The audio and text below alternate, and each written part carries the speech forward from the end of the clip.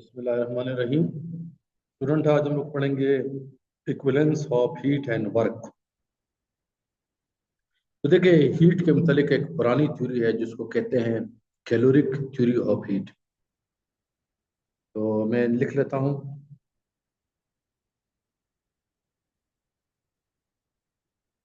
Caloric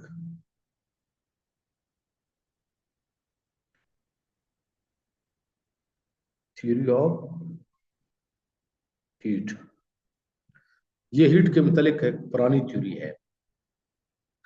तो ये theory क्या कहती है कि हीट जो है एक फ्लूइड है जिसको कहते हैं कैलोरिक। तो ये थ्योरी क्या कहती है कि heat is a fluid called caloric।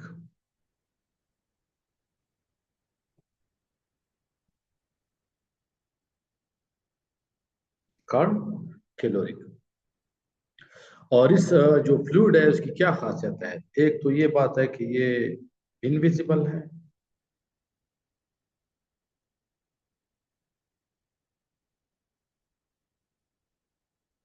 और दूसरी बात है कि वेटलेस है।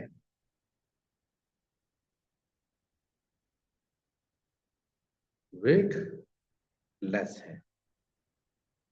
तो कैलोरिक थ्योरी ऑफ हीट कहता है कि हीट एक फ्लूइड है, और इस फ्लूइड की खासियत ये है कि ये इनविजिबल है और वेटलेस है। तो इस थ्योरी के मुताबिक जिस ऑब्जेक्ट का टेम्परेचर ज्यादा होगा उसमें ये फ्लूइड ज्यादा होगा, और जिस ऑब्जेक्ट का टेम्परेचर कम होगा उसमें ये फ्लूइड कम होगा। ये फ्लूइड जिस ऑब्जेक्ट में होगा उसकी कुछ और केमिकल प्रॉपर्टीज को चेंज नहीं करेगा। तो इस थ्योरी के मुताबिक जब हम लोग दो ऑब्जेक्ट को कांटेक्ट में लाते हैं, एक हॉट ऑब्जेक्ट है, दूसरा कोल्ड ऑब्जेक्ट है, तो ये जो है फ्लूइड या एक कैलोरिक फ्लूइड जो है फ्लो करना शुरू कर देता है from hot to cold object, और इस तरह जो है कोल्ड ऑब्जेक्ट का टेम्परेचर बढ़ना शुरू हो जाता है। लेकिन याद रख लें, यहाँ पे एक साइंटिस्ट था, उसका नाम था काउंट रमफर्ड। ब्रिटिश इंजीनियर था। उसका नाम क्या था? काउंट रमफर्ड।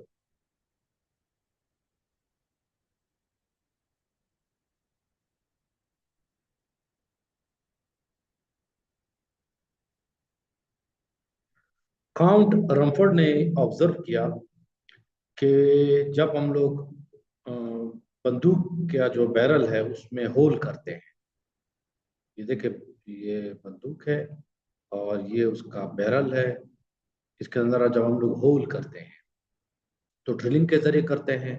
तो उसने देखा कि ड्रिलिंग के जरिए जब हम लोग होल करते हैं तो उसमें बहुत ज्यादा हीट जनरेट होता है, बहुत ज्यादा हीट जनरेट होता है, इस बैरल का टेम्परेचर बढ़ जाता है। तो यहाँ पे देखिए, ये जो कैलोरिक थ्योरी ऑफ हीट है ये जो है फेल है। क्यों फेल है? क्योंकि याद रख ले, इस प्रोसेस में कोई हॉट ऑब्जेक्ट के साथ हम लोगों ने इस बैरल को कांटेक्ट में नहीं लाया कि वहां से जो है कैलोरी ने फ्लो किया और इसका टेम्परेचर बढ़ गया। तो जो ड्रिलिंग का प्रोसेस है उसमें बाकी जो कंपोनेंट्स के साथ अटैच थे उसका टेम्परेचर भी यही था जो इसका अपना है।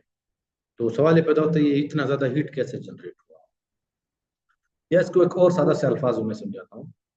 देखिए, ये मेरे हाथ है, इन दोनों का टेम्परेचर सेम है, तो कैलोरिक थ्योरी ऑफ हीट के मुताबिक इन दोनों में कैलोरी भी क्या होगी? सेम होगी। और अगर इन दोनों को मैं कांटेक्ट में लाऊंगा तो कोई हीट फ्लो नहीं करना चाहिए दोनों के दरमियान। लेकिन हम लोग देखते हैं कि जब हम लोग हाथ को इस तरह रब करते हैं तो आप लोगों ने फील किया होगा कि टेम्परेचर हाथ का बढ़ जाता है। तो जब हाथ का टेम्परेचर बढ़ गया तो यहाँ पे तो कैलोरिक थ्योरी ऑफ हीट के लिए मसला आ गया। ये हीट किस तरह जनरेट हुआ? हीट कहाँ से आया?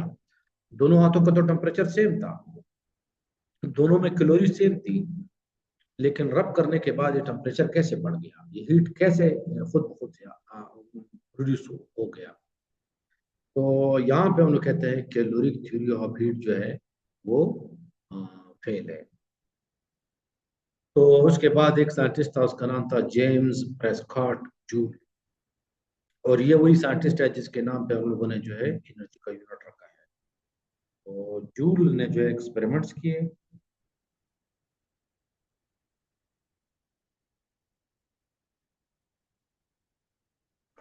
जूल ने एक्सपेरिमेंट किए और एक्सपेरिमेंट से उसने साबित किया कि जो है हीट है वो कोई फ्लूइड नहीं है, वो जो है एक एनर्जी की शक्ल है। तो उसने क्या साबित किया कि heat is the form of energy. Heat is a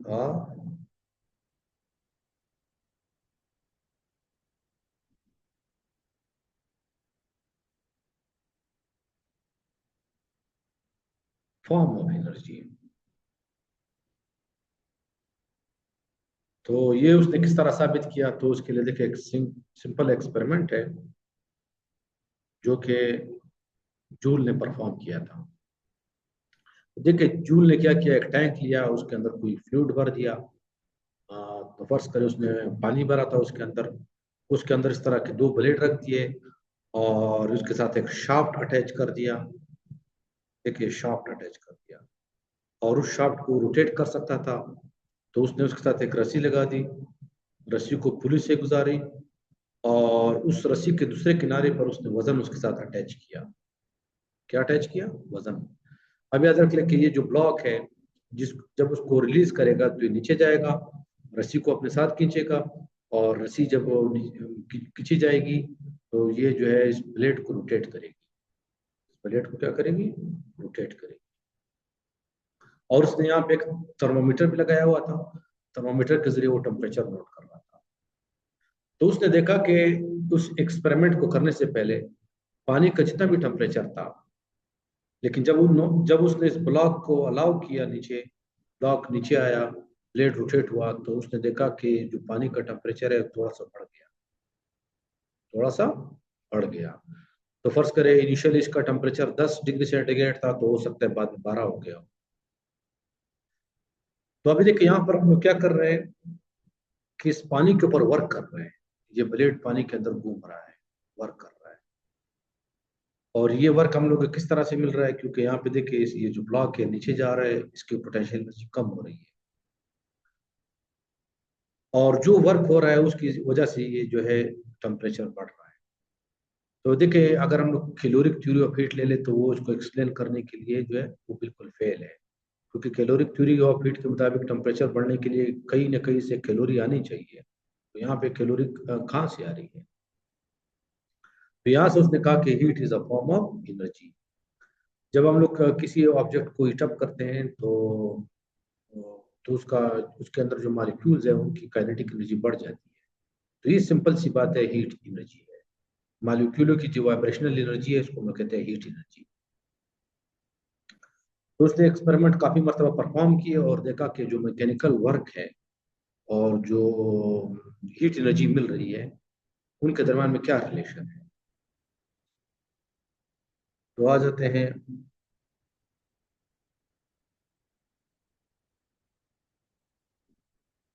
तो उसने देखा कि जितना आप हीट एनर्जी देंगे, सॉरी जितना आप वर्क करेंगे उतना ही ज्यादा आपको हीट एनर्जी मिलेगी। अगर आप सिस्टम के ऊपर ज्यादा वर्क करेंगे तो ज्यादा हीट एनर्जी मिलेगी, अगर आप कम वर्क करेंगे तो कम हीट एनर्जी मिलेगी। तो देखिए इसको हम लोग इस तरह भी लिख सकते हैं कि Q is equal to J multiply by W।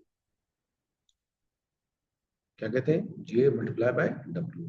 तो देखिए ये वो वर्क है जो हम लोगों ने किया और उसके बदले में हम लोग को कितनी हीट एनर्जी। तो यहाँ से अगर हम लोग J मालूम कर लें तो J जो है वो Q डिवाइडेड बाय W के बराबर है। और ये जो J है इसको हम लोग कहते हैं मैकेनिकल मैकेनिकल इक्विवेलेंट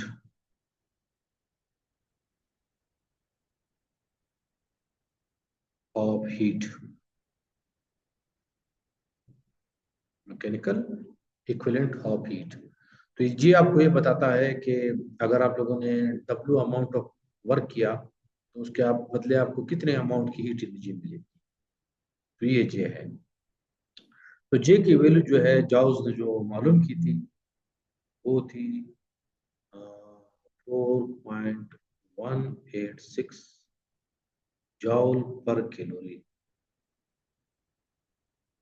जॉल पर कैलोरी। कैलोरी जो है एक ओल्ड यूनिट है एनर्जी का, हीट का। तो देखिए इसका मतलब ये है कि अगर हम लोग 4.1 जूल वर्क करें तो उसके बदले में हमें कितनी हीट एनर्जी मिलेगी, 1 कैलोरी। तो यहाँ पे हम लोग देख ले, क्यू के लिए अलग यूनिट इस्तेमाल कर रहे हैं, डब्ल्यू के लिए अलग यूनिट इस्तेमाल कर रहे हैं। सही। तो यहाँ पे मैंने गलती की है, यहाँ पे ये होना चाहिए कि W is equal to J Q. J Q, ये प्रोपोर्शनलिटी कांस्टेंट यहाँ पे आता है। तो इसका मतलब ये हो गया कि इसको हम लोग क्या लिखेंगे, डब्ल्यू अपॉन क्यू। इसको आप छोड़ दें। सही। अब याद रख ले के फर्ज करें अगर मैं जो डब्ल्यू है उसको भी जाउल में नापूं और क्यू को भी जाउल में नापूं, तो फिर जे के वैल्यू क्या होगी। तो देखिए, इफ अगर हम लोग डब्ल्यू को नापेंगे जाउल में और क्यू को भी नापेंगे जाउल में, तो जे जे की जो वैल्यू होगी वो 1 होगी। क्या होगी, 1 होगी। इसका मतलब है कि अगर आप 1 जूल वर्क करेंगे तो आपको 1 जूल हीट एनर्जी मिलेगी। अगर आप 2 जूल वर्क करेंगे तो आपको 2 जूल हीट एनर्जी मिलेगी। तो देखिए जेम्स प्रेस्कॉट जूल ने अपने सादा से एक्सपेरिमेंट से साबित किया कि एक पुरानी जो थ्योरी थी जो काफी अरसे से चल रही थी, कि वो थ्योरी क्या है, फेल है, वो सही थ्योरी नहीं है। अब इसके बाद चलते हैं थर्मोडायनेमिक प्रोसेस पे। तो थर्मोडायनेमिक प्रोसेस क्या है, इसको मैं पढ़ लेता हूँ। तो कहता है a process mean a change in the state of a system brought about by a change in state variable, that is pressure, volume, temperature, internal energy. तो याद रख ले कि किसी भी सिस्टम का अगर हम स्टेट चेंज करें, किस तरह चेंज करें, हम लोग स्टेट वेरिएबल्स को चेंज करें। स्टेट वेरिएबल्स क्या है, प्रेशर, वॉल्यूम, टेम्परेचर। ठीक है, इनमें से एक या एक से ज्यादा को चेंज करें तो उसको हम लोग क्या कहते हैं, थर्मोडायनेमिक प्रोसेस। तो देखिए अभी समझाता हूँ। यहाँ पे फर्ज करें ये एक सिलेंडर है और ये इसके ऊपर पिस्टन लगा हुआ है।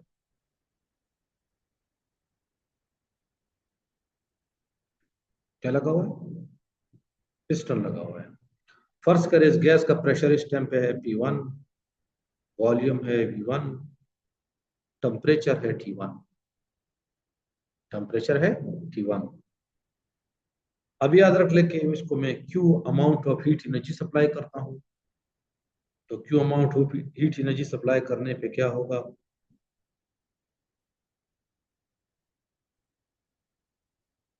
ये पिस्टन हो सकता है ऊपर चला जाए क्योंकि गैस का टेम्परेचर बढ़ गया, प्रेशर बढ़ गया। तो अभी देखिए इस केस में अभी क्या है, प्रेशर P2 हो गया, वॉल्यूम V2 हो गया, टेम्परेचर T2 हो गया। तो देखिए हम लोगों ने स्टेट वेरिएबल्स को चेंज किया। तो हम लोग कहेंगे ये क्या है, एक प्रोसेस हुआ, थर्मोडायनेमिक प्रोसेस हुआ। और याद रखिए लाजमी नहीं है कि आप तीनों को चेंज करें, तीनों में से एक चेंज हो, दो चेंज हो या तीनों चेंज हो, तो उसको कहेंगे थर्मोडायनेमिक प्रोसेस। अभी आ जाते हैं reversible process. A process which can be retraced in exactly reverse order without bringing change in its surrounding। ऐसा प्रोसेस जिसको हम लोग वापस पैक कर सके, तो उस प्रोसेस को हम लोग क्या कहते हैं, रिवर्सिबल प्रोसेस। पहली बात याद रख ले कि ये एक आइडियल केस है रिवर्सिबल प्रोसेस।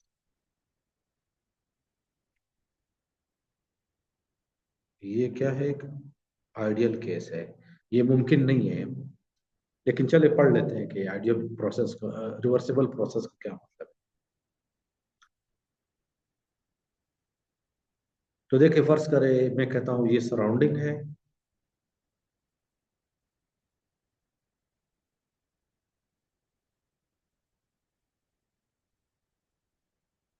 सही। और मैंने अंदर यहाँ पे एक सिलेंडर रखा हुआ है,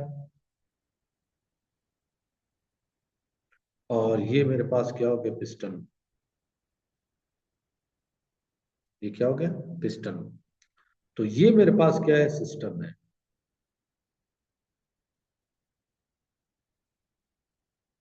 तो देखिए हमारे पास सिस्टम भी आ गया और सराउंडिंग्स भी आ गई। अब याद रख लेके फर्ज करें मैं क्यू हीट एनर्जी देता हूँ इस सिस्टम को, मैंने क्यू हीट एनर्जी दी, तो क्यू हीट एनर्जी से हो सकता है इसने सिस्टम ने हीट एनर्जी एब्जॉर्ब कर ली और सिस्टम ने वर्क किया। तो देखिए यहाँ पर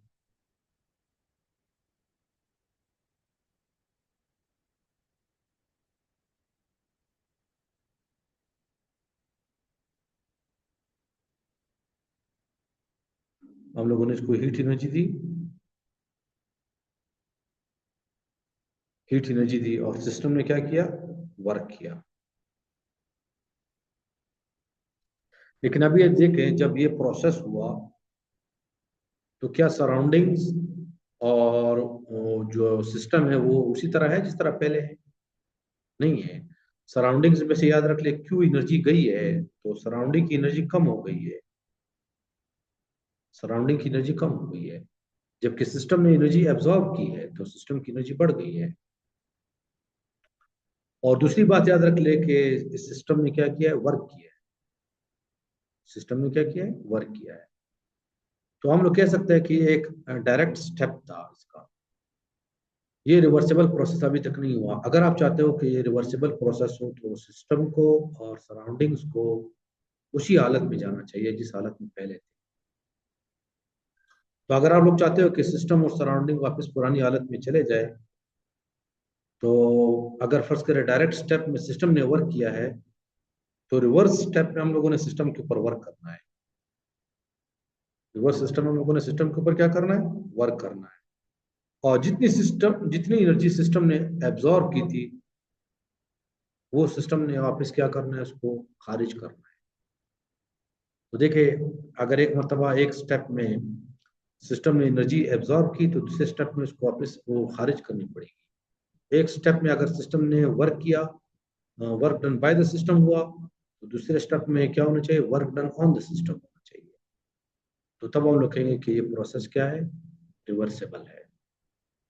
तो अगर हम लोग आइडियली इस तरह कर ले तो हम लोग कहेंगे कि ये एक रिवर्सेबल प्रोसेस हुआ। लेकिन याद रख ले कि ये एक मैंने कहा कि आइडियल प्रोसेस है। अभी आप लोग कहेंगे कि सर यहाँ पे तो आप कह रहे थे कि ये एक आइडियल केस है, ये तो हो गया। लेकिन याद रख ले कि ये जो सिलेंडर है और पिस्टन है इस केस में, इस सिलेंडर और पिस्टन के वॉल के दरम्यान में फ्रिक्शन है।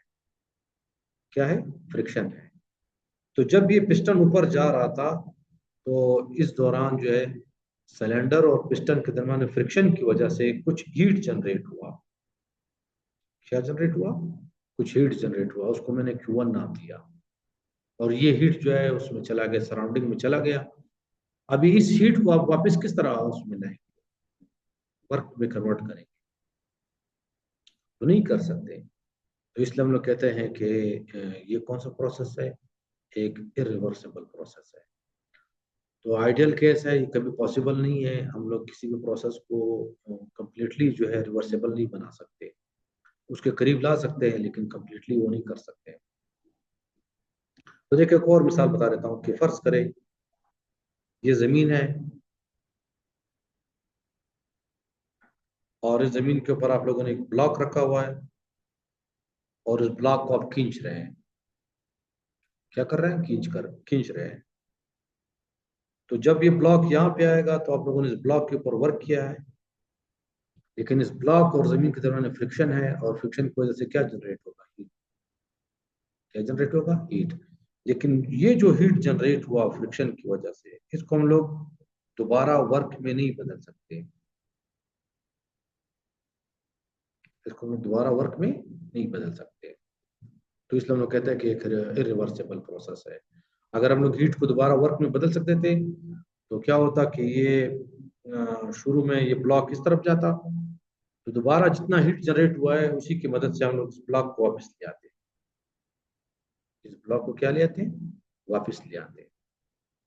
तो इसलिए हम लोग कहते हैं कि ये एक रिवर्सिबल प्रोसेस जो है इम्पॉसिबल है, ये एक आइडियल केस है। तो देख, सादा सी बात है, इसको मैं समरी करवा देता हूँ। वो प्रोसेस जिसमें सिस्टम और सराउंडिंग वापस उसी ओरिजिनल हालत में आ जाए, मतलब जितने जो हालत उसकी पहले थी, बाद में भी वो हालत वही हो जाए, पहले में और बाद में आप फर्क ना कर सके, तो ऐसे प्रोसेस को हम क्या कहते हैं, irreversible process, sorry, reversible process. और रिवर्सिबल प्रोसेस जो एक आइडियल केस है, ये कभी पॉसिबल नहीं है, लेकिन रिवर्सिबल प्रोसेस के करीब करीब हम लोग जा सकते हैं। तो अब ये रिवर्सिबल प्रोसेस क्या है, वो प्रोसेस जो रिवर्स ना हो सके। तो याद रख ले, जितने भी प्रोसेसेस है हमारे आसपास, उनमें फ्रिक्शन इन्वॉल्व है, और फ्रिक्शन की वजह से हमेशा क्या जनरेट होता है, हीट जनरेट होता है। तो जब हीट जनरेट हो गया तो हम लोग उस हीट को दोबारा वर्क में बदल नहीं सकते। तो इसका मतलब है कि कायनात में जितने भी प्रोसेसेस है वो क्या है, इरिवर्सिबल प्रोसेस है। याद रख ले, ये एक रियल केस है। क्या है, रियल केस है। तो देखिए, पिछले उसमें मैंने आपको बताया था कि एक ब्लॉक है,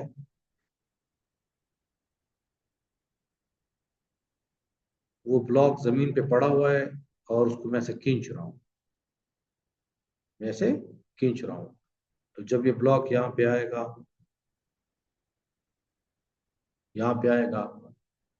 तो हम लोगों ने इसके ऊपर वर्क किया है, लेकिन जितना वर्क किया उतनी हीट जनरेट हुई, और उस हीट को मैं दोबारा वर्क में नहीं बदल सकता। तो मैं सराउंडिंग को और सिस्टम को वापस ओरिजिनल हालत में नहीं ला सकता। तो ये प्रोसेस क्या कहलाएगा, इरिवर्सिबल प्रोसेस। तो हमारे याद रख ले, आस पास इस दुनिया में जितने भी प्रोसेस हो रहे हैं वो तमाम के तमाम क्या है, इरिवर्सिबल है। अगर एक स्टेप हो गया, एक प्रोसेस हो गया, तो उसके बाद हम लोग कुछ भी नहीं कर सकते कि सिस्टम को और सराउंडिंग को वापस ओरिजिनल पुरानी हालत में ले जाए, पुरानी हालत में ले जाए। इसके बाद आ जाता है साइक्लिक प्रोसेस। तो साइक्लिक प्रोसेस ये है कि अगर आप सिस्टम को वापस ओरिजिनल हालत में ले आए, तो ऐसे प्रोसेस को हम लोग कहते हैं साइक्लिक प्रोसेस। याद रख ले, रिवर्सिबल प्रोसेस के लिए जरूरी है कि सिस्टम और सराउंडिंग दोनों अपनी ओरिजिनल हालत में आ जाए। यहाँ पे मैं सिर्फ किसकी बात कर रहा हूँ, सिस्टम की बात कर रहा हूँ। तो देखिए, कहता है succession of events which brings the system back to its initial condition. अगर हम कुछ इवेंट्स करें, कुछ स्टेप्स करें कि जिसके बाद सिस्टम जो है वापस इनिशियल कंडीशन में आ जाए, तो ऐसे प्रोसेस को हम क्या कहते हैं, साइक्लिक प्रोसेस। तो यहाँ पे तो नहीं है, यहाँ पे मैं एक इमेज निकाल लेता हूँ।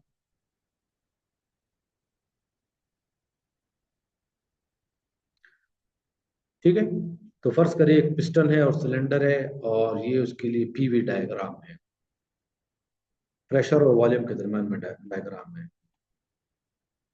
तो फर्ज करें मैं पहले ए से गया बी की तरफ, ए से गया बी की तरफ, प्रेशर चेंज हुआ, वॉल्यूम चेंज हुआ।